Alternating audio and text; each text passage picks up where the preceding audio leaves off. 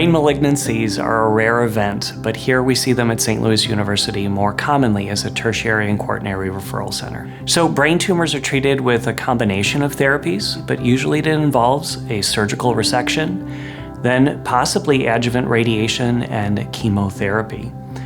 Some tumors, like brain metastases, may be treated with stereotactic radiation, and that's a very precise and high dose of radiation in a short number of visits.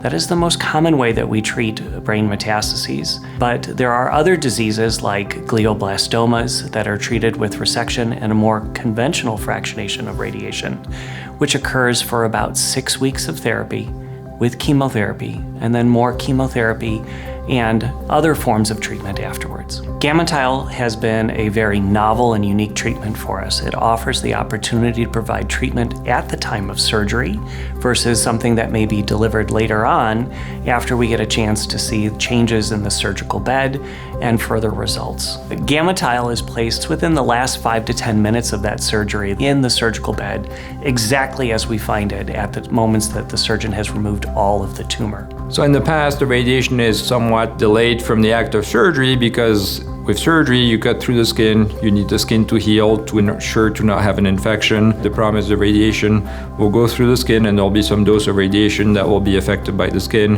which then impedes the wound healing. With GammaTile, the benefit is you place the radiation already where the target is, where it needs to be, and so it's from the inside out. And the dose of radiation to the skin is minimal at that point, and that's why it enables you to be able to deliver that at the time of surgery. The advantage of it is that more and more we have evidence that suggests that this has better outcomes compared to what has traditionally been done in neurosurgery. The implantation itself is very straightforward and adds very little time to the surgery compared to what would have been done without the use of GammaTile.